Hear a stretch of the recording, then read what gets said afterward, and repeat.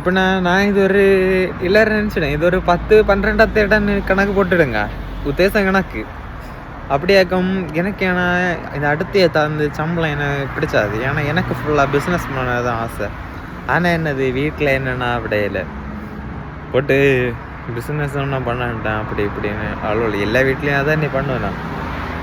இது என்னன்னா அடுத்த இலை காலன் தேவை பிடிக்கணும், 10 மணிக்கு நான் டைமுக்கு போகணும், பறக்கணும்.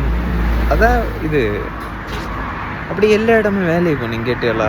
எல்லா இடமும் பணம் திருட்டா, நம்ம வேலை செய்ய ரூபாயால திருட்டு நம்மளை போட்டு பாடுபடாத பாடுவா. நம்ம எல்லாம் பார்த்தாச்சு, உள்ள வேலைக்காரன் எல்லாம் பார்த்தாச்சு, எல்லாம் எப்படி இருப்பானோ எல்லாம்.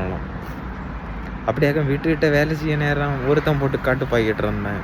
எத்தனை நாள் அவனு நஷ்டம் வேணதோ. ஏன்னா செஞ்சு வச்சுட்டு வேலை அப்படி அவன் செஞ்சு வச்சுட்டு வந்தேன் அவனை.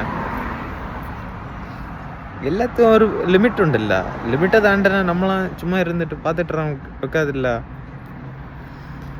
அடுத்த ரூபாயும் தரப்பட்ட பாடு எப்போ புற தந்தேன், பாதியும் தரையில, பாதின்னா கொஞ்சம் தான் தெரியல கேட்டலாம். அப்படி இருக்கு. இதனால தான் பிஸ்னஸ் பண்ணணும். எவனையும் கையும் கட்டாண்டா காலையும் கட்டாண்டா, நம்ம விருப்பம் உண்டா போய் துறக்கணும், வேலையை செய்யணும், பக்கா நடத்தல. இனி அதான் பிளான்.